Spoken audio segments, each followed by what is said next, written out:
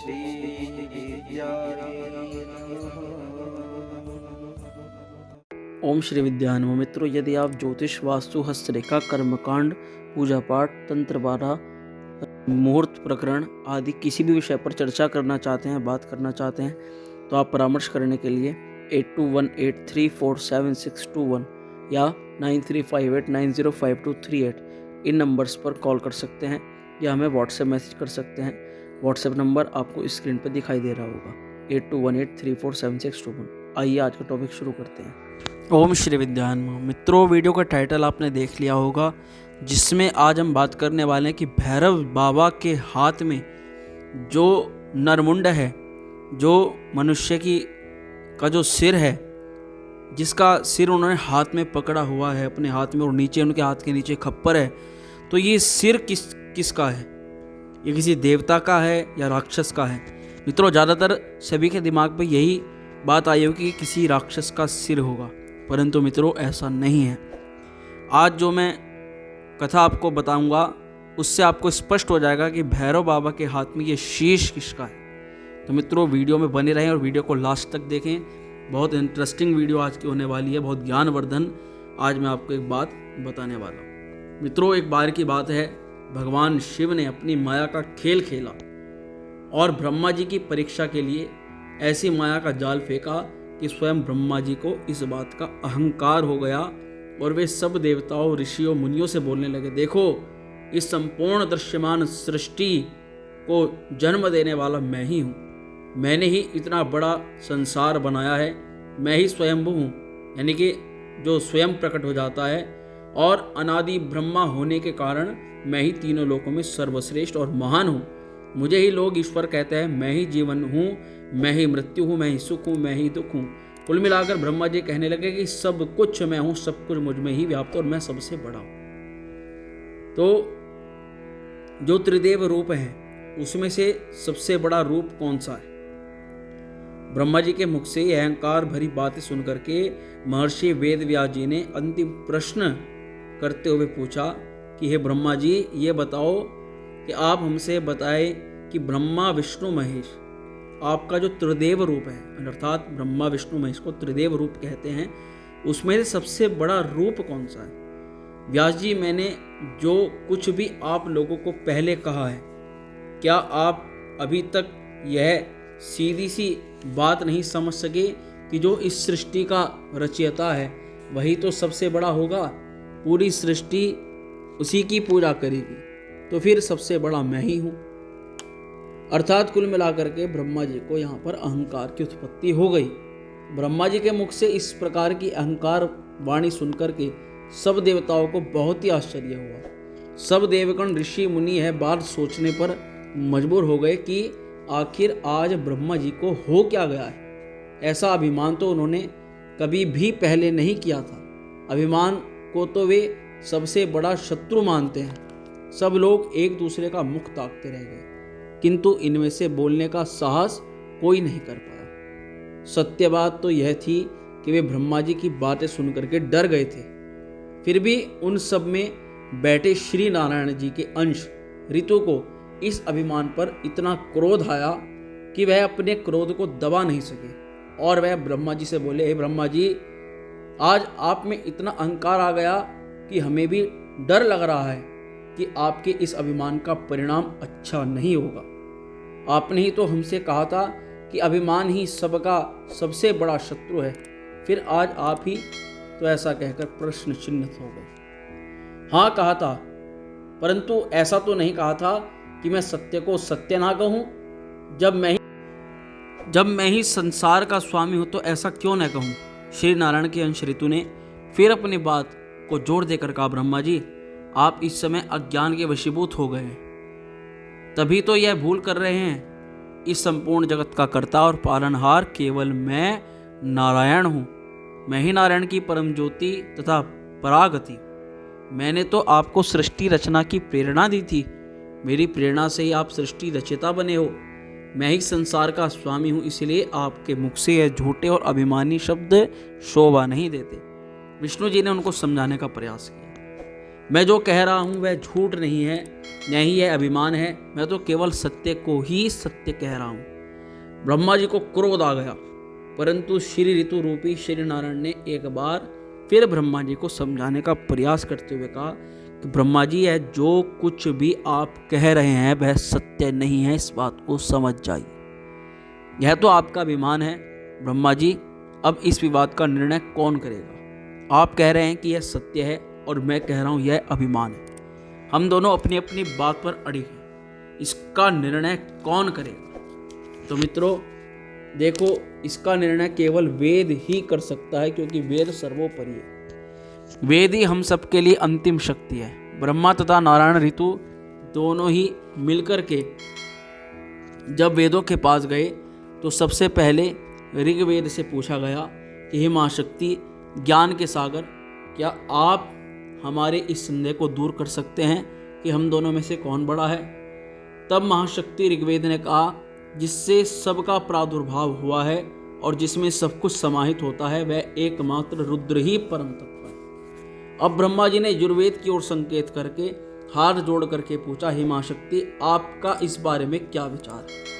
देखो, जिसे योग द्वारा प्राप्त करने में लोग लगे रहते हैं वे तो एकमात्र शिवजी भोलेनाथ ही हैं। इसके बाद सामवेद से भी यही प्रश्न पूछा गया तो उन्होंने इस प्रकार से उत्तर दिया, जिनके प्रकाश से पूरा विश्व ही प्रकाशमान रहता है, योगी जन जिनका ध्यान लगा करके रखते हैं, जिनके शरीर के अंदर पूरा संसार बसा हुआ है, सारे विश्व में जिनकी लीला बिखरी हुई है, उसे ही तो सर्वश्रेष्ठ कहा गया है। तीनों वेदों का मत जान लेने के पश्चात अब अथर्ववेद से पूछना रह गया था। जब उससे पूछा गया तो उसने उत्तर इस प्रकार दिया, जो अपने भक्तों के द्वारा की गई साधारण उपासना से ही प्रसन्न होकर उनकी हर इच्छा पूरी कर देते, जो डमरू की तान पर नृत्य करते, उन्हें ही हम महान मानेंगे। जिनके अंदर जरा सा भी अभिमान नहीं, वही महान है, वही परम पूज्य हैं, वही तीनों लोकों के देव हैं। वेदों का यह निर्णय सुन ऋतु और ब्रह्मा दोनों ही अपने अपने विचारों पर अड़िग फिर वहीं पर वापस आकर रहने लगे। उनके मन में सबसे अधिक क्रोध इसलिए भी भर गया था कि पवित्र और शक्तिमान वेदों ने उस नंगे जटाधारी साधु को महान बना दिया था, जो उनकी नज़रों में केवल एक साधारण आदमी से ऊपर और कुछ भी नहीं था। ये उस शिव को महान बता रहे हैं जो एक नृत्य करने वाले हैं। ऐसे जटाधारी योगी को प्रभु का स्थान देना एक पागलपन नहीं तो और क्या है। ब्रह्मा जी ब्रह्महट का शिकार हो गए। उनके मुख से जो बात निकल चुकी थी वे उसे झूठ मानने के लिए तैयार नहीं थे। उन्होंने साफ साफ कह दिया कि जिसके आभूषण नाग हो और सवारी के लिए बैल हो, वह कैसे परब्रह्म हो सकता है। मैं उसे कभी भी ईश्वर नहीं मानूंगा। ब्रह्मा जी, वास्तव में ही आप बहुत बड़ी भूल कर रहे हैं, जबकि सारे देवगण तक इस बात को मान चुके थे। भगवान शंकर तो सनातन ज्योति हैं, आनंद रूपा शिवा और उनकी अमिट शक्ति है। आप इस बात को स्वीकार करो कि वे भगवान ही हैं और उनसे ऊपर और कोई नहीं। ऐसा कुछ भी नहीं है। मैं इस बात का किसी भी तरह से स्वीकार नहीं करता, इसका समर्थन नहीं करता। ऋतु और ब्रह्मा जी का विवाद जिस समय सीमा से बढ़ गया तो उस समय उन दोनों के बीच में तेज प्रकाश पैदा हुआ। उस प्रकाश से वे दोनों ही इतने अधिक प्रभावित हुए कि उनमें से कोई भी उसके सामने आंखें उठाकर नहीं देख सका। और फिर उस ज्योति में से एक मानव जैसी छाया निकलने लगी। उस छाया को देखकर ब्रह्मा जी का पांचवा मुख चिल्ला उठा, तुम कौन हो हम दोनों के बीच में आने वाले? ब्रह्मा जी के मुख से क्रोध भरी वाणी सुनकर उस छाया ने एक बालक का रूप धारण कर लिया। अरे अरे, ये क्या? यह तो बालक लगता है। यह मेरे पांचवें मुख से जन्म लेकर रुदन कर रहा है। हे बालक, तुम मेरे मस्तक से प्रकट हुए हो और मेरे सामने रुदन कर रहे हो, इसलिए मैं तुम्हारा नाम रुद्र रखता हूं। आज के पश्चात तुम मेरी ही शरण में रहोगे और मैं ही सदा तुम्हारी रक्षा करूंगा। मैं ही तुम्हारा रक्षक हूं। मैं ही जगत पिता ब्रह्मा तुम्हारा पिता बनूंगा। मैं ही तुम्हारा रक्षक हूं। मेरे होते हुए तुम्हारा कोई कुछ नहीं बिगाड़ सकता। ब्रह्मा जी उस बालक के सामने बोलते रहे और उनकी बात सुनकर वह बालक निरंतर अपना नया रूप धारण करता रहा। तब ब्रह्मा जी ने प्रकाश की कोख से जन्म लेने वाले बालक से कहा, हे प्रकृति से जन्मे प्रकाश के बेटे, तुम वास्तव में ही एक महान बालक बनोगे। तुम ही पूरे विश्व के भरण पोषण में सहयोग दोगे। इसी कारण तुम्हारा नाम काल भैरव होगा। तुम पापियों का नाश करके धर्म की रक्षा करोगे, धर्म संकट को दूर करोगे। इस कारण लोग तुम्हें पाप भक्षण के नाम से भी याद करेंगे।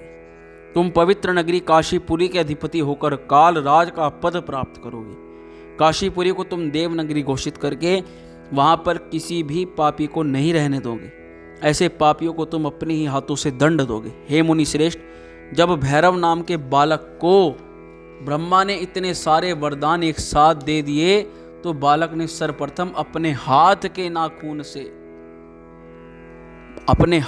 नाखून से ब्रह्मा के 5वें सिर को काट डाला, क्योंकि उसी मुख ने शिव जी का बुरा कहा था। मित्रों, उन 5 मुखों में से केवल सबसे ऊपर का जो मुख था उसी ने शिव जी के बारे में बुरा भला कहा था। इसीलिए भैरवनाथ ने अपने नाखून से उनका शीश धड़ से अलग कर दिया। इसके साथ ही प्रकृति बालक बोला, हे पूज्य ब्रह्मदेव, आप जगत पिता होने के कारण मेरे भी पिता हैं। अब आपने ही मुझे यह वरदान दिया था कि मैं पापियों का नाश करूं। हे ब्रह्म जगत पिता, आपके शरीर के जिस भाग ने पाप किया था मैंने उसी का अंत कर दिया। पाप तो पाप है, यदि उसे कोई भगवान भी करेगा तो उसे उसका दंड अवश्य मिलेगा। यही कारण है कि भगवान शिव की निंदा करने वाले इस मुख को मैंने काट डाला है। जैसे ब्रह्मा जी का सिर कटा तो उन्हें यह ज्ञान हुआ कि शिव जी ही सबसे बड़े और परब्रह्म हैं। ब्रह्मा जी को अपनी भूल का एहसास हो गया तो वे शिव के डर के मारे उनकी उपासना करने लगे।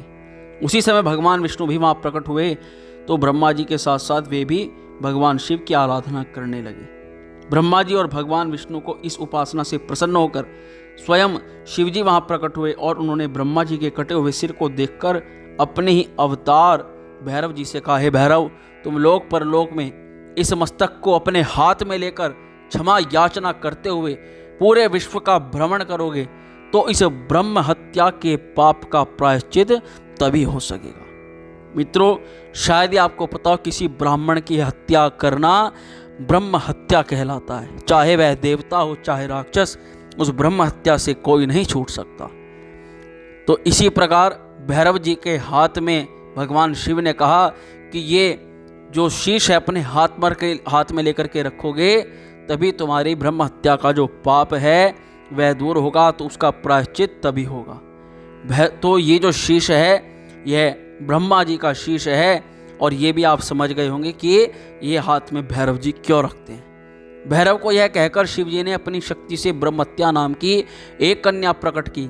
वह लाल वस्त्रों से लिपटी हुई थी और उसके पूरे शरीर पर लाल रंग का लेप था। उसके मुख पर लाल रंग का रक्त था जो आकाश से टपक कर उसके मुंह तक आ रहा था। उसके एक हाथ में तलवार और दूसरे हाथ में खप्पर था।